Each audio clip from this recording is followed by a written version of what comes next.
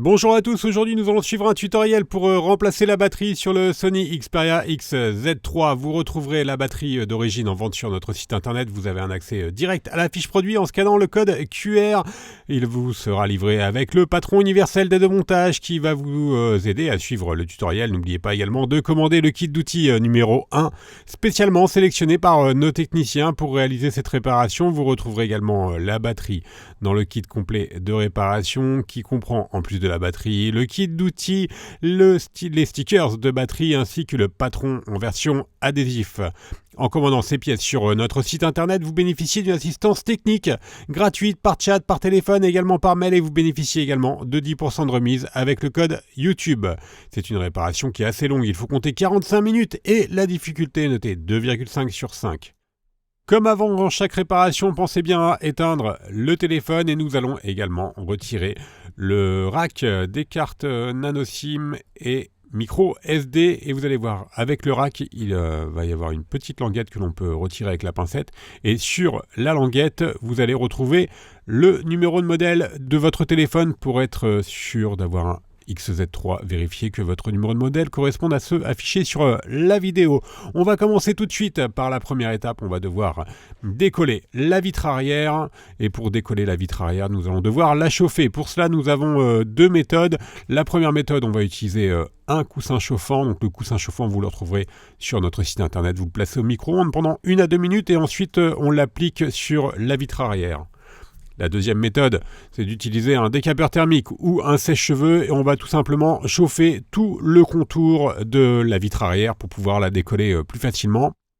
Une fois que vous avez correctement chauffé l'arrière du téléphone, on va simplement utiliser le médiator en métal et on va insérer le médiator en métal entre la vitre arrière et le châssis pour créer un point d'insertion. Et une fois que le médiator en métal est correctement inséré, on vient le remplacer par les deux médiators en plastique que l'on va retrouver bien sûr dans le kit d'outils. Alors donc on remplace le médiator en métal par les deux médiators en plastique. Tout simplement, on utilise les médiators en plastique pour ne pas abîmer le châssis et la vitre arrière du téléphone lors du décollage. Donc on retire le médiator en métal et ensuite on va tout simplement faire glisser le médiator sur tout le contour de la vitre arrière. Si vous voyez que une partie de la vitre arrière est plus difficile à décoller, il vous suffira simplement de réchauffer la partie concernée.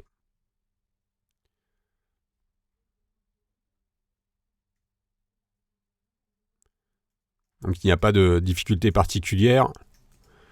Voilà, n'hésitez pas à réchauffer, le cas échéant, si vous voyez que vous avez un petit peu de mal à faire glisser les médiators, mais vous pouvez forcer, il n'y a pas de problème. Voilà, nous on va réchauffer un petit peu sur la partie haute.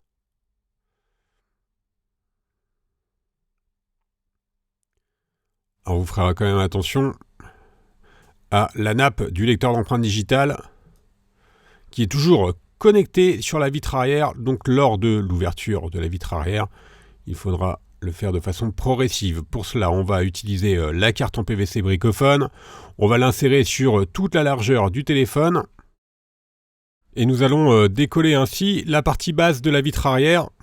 Alors attention, elle n'est pas trop loin, car comme je vous l'indiquais, il y a toujours le lecteur d'empreintes qui est connecté à la carte mère, donc il y a une nappe qui relie le lecteur d'empreintes digitales.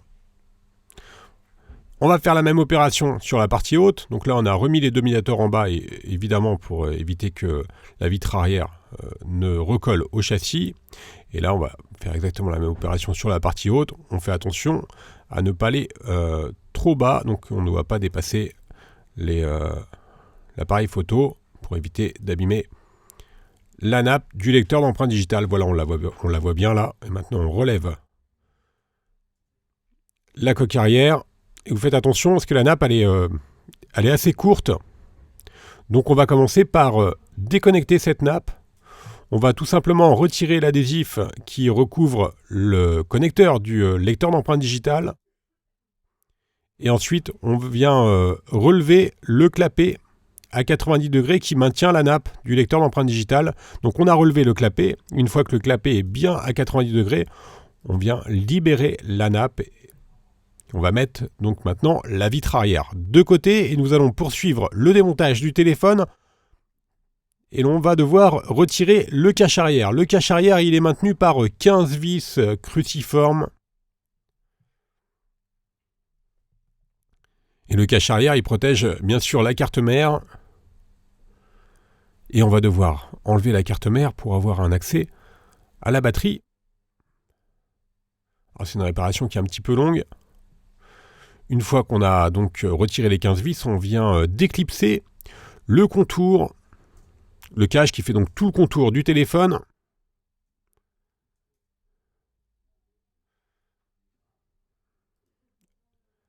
Et là, on a donc un accès direct à la carte mère.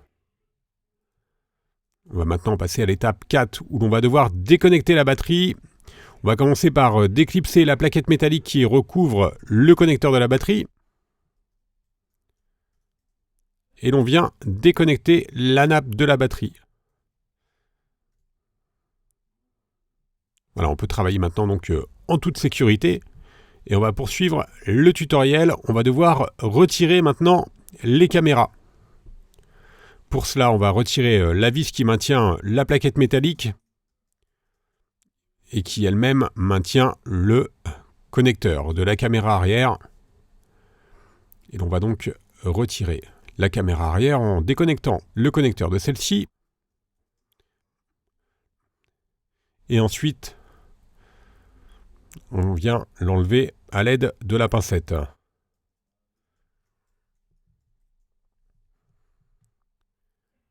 On retire également le module du flash.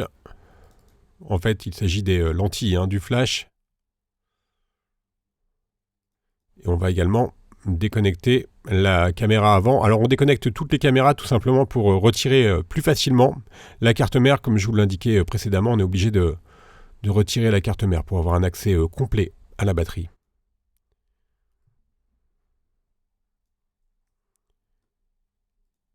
Nous allons maintenant pouvoir déconnecter et décoller la nappe des différents capteurs. Alors, il s'agit des capteurs de proximité et luminosité.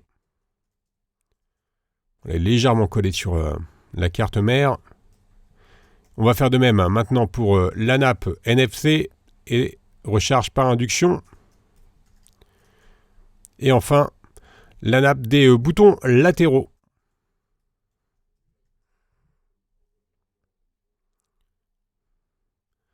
Pour la partie basse, nous allons devoir déconnecter la nappe de l'écran OLED. Et également la nappe du connecteur de charge.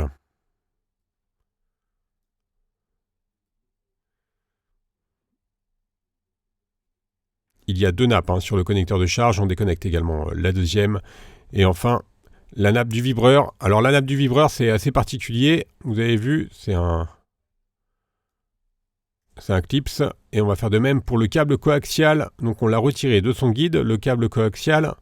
On va pouvoir maintenant déclipser toute la carte mère. Donc on la déclipse sur les côtés en faisant levier avec le levier en nylon.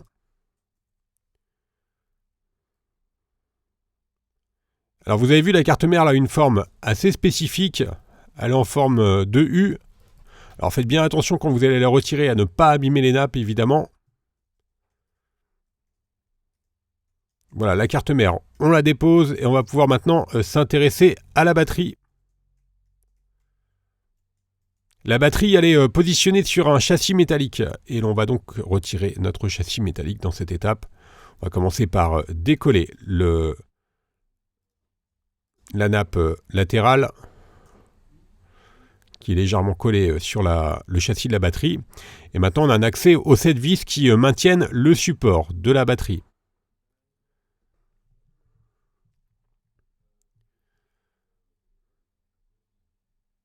Donc sur le support de la batterie, vous avez notamment la nappe de recharge par induction qui est collée directement sur le support.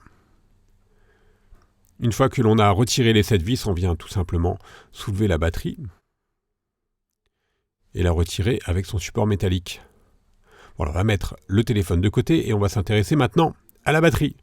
Pour décoller la batterie, elle est fixée par deux languettes. Donc on va tout simplement tirer sur les languettes adhésives le plus à l'horizontale possible. Alors voilà, nous on les enroule autour de la pincette. Elles sont très flexibles, hein. Alors pour ne pas casser les languettes, quand vous allez tirer sur celle-ci, il faut vraiment les tirer le plus à l'horizontale possible. Donc ne tirez pas vers le haut, sinon vous allez abîmer les languettes. Il sera nettement plus difficile ensuite de décoller la batterie. Une fois qu'on a retiré les deux languettes, la batterie n'étant plus collée sur le châssis, on peut la retirer très facilement. Voilà la batterie d'origine et son support métallique. On va pouvoir passer bien sûr maintenant au remontage. Pour cela, on va utiliser notre nouvelle batterie évidemment et les stickers universels. Les stickers de batterie universelle, vous les retrouverez soit dans le kit complet de réparation ou soit en option sur la fiche produit. On repositionne les deux stickers universels sur la plaquette métallique. Donc ce sont des stickers double face, donc on a enlevé la première protection des adhésifs.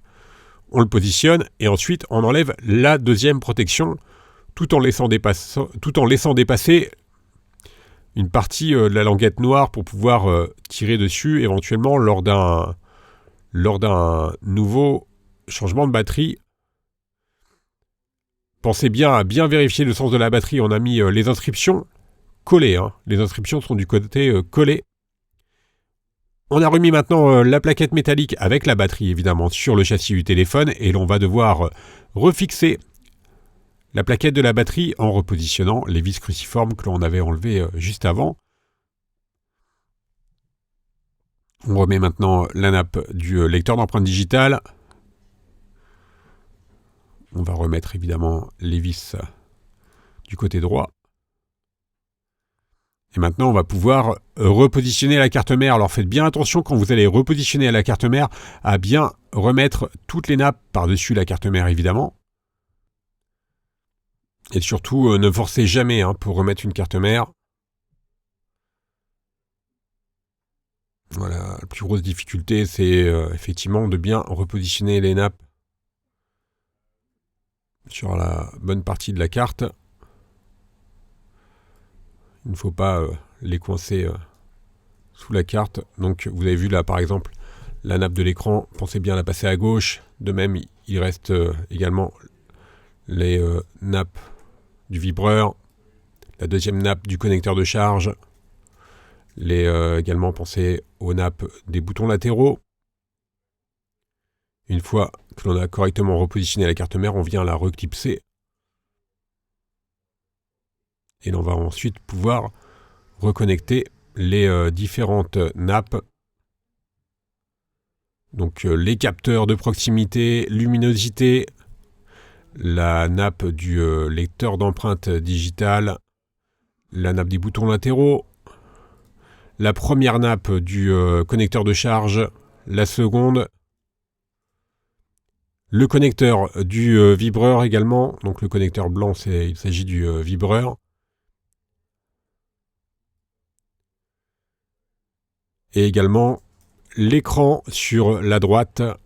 Voilà, on reclipse bien également le câble coaxial. Voilà pour l'écran.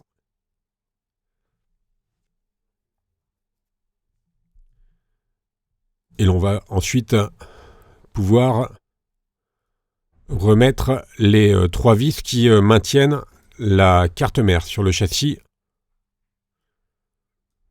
Alors faites bien attention à bien respecter l'emplacement de ces vis, car après il y a également le châssis intermédiaire à remettre. On repositionne maintenant la caméra avant. Et l'on va faire de même pour la lentille du flash et bien sûr la caméra arrière. Alors je vous rappelle que sur la caméra arrière, il y avait une plaquette métallique qui recouvre le connecteur.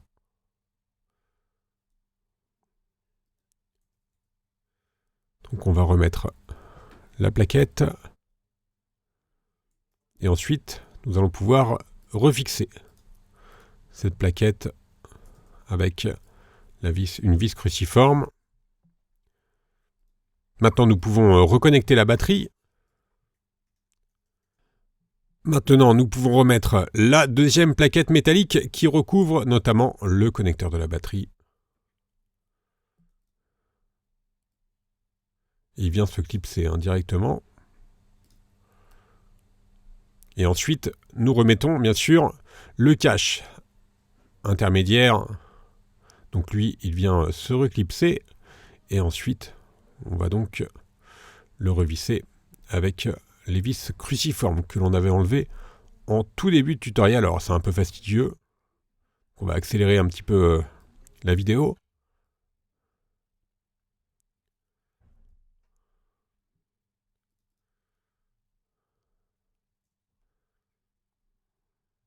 Et on va pouvoir maintenant directement recoller la vitre arrière.